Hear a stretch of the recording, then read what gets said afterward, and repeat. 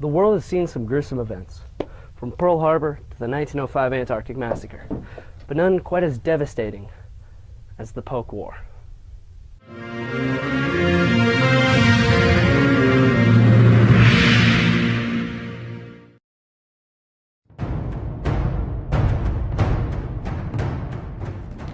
It was the ancient era of late 2009, an era prior to the rise of Twitter and before widespread use of the phrase YOLO. With the rising popularity of the internet comes Facebook, a social network containing many interesting features, including the poke button. Nobody was quite sure what the intention of the poke button was. We just woke up one morning and it was there. It did not make any sense. At 7:32 on a Tuesday night, Phil Shamit logs onto his Facebook account. This will set in motion future tragedy. This is a big what if in history. What if Phil had instead gotten on Twitter, or, I don't know, maybe actually done some of his math homework? While attempting to send his friend Connor Johnson a Farmville invitation, Phil suffers a random muscle spasm that causes him to click poke. You have to think the only explanation as to why Phil clicked that poke button. And that would be? Now hear me out. Aliens.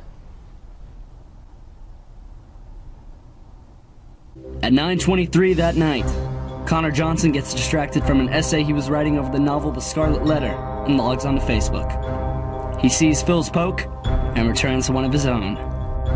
We don't know Connor's reaction to the poke, nor do we know his rationale for sending one back.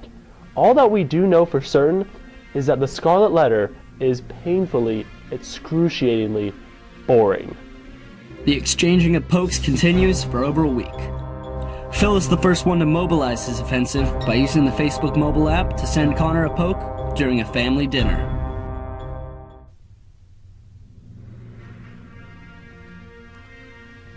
The poke war was escalating to a level of ruthlessness that had never been seen before in the history of warfare.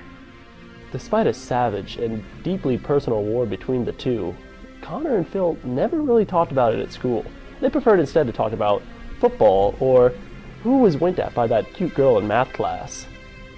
After almost a month of constant poke bombardment, the conflict not so much ends as fizzles out.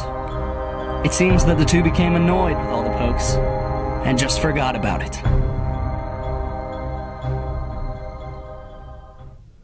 The poke war may have ended just as quickly as it had begun, but its historical effects are still felt.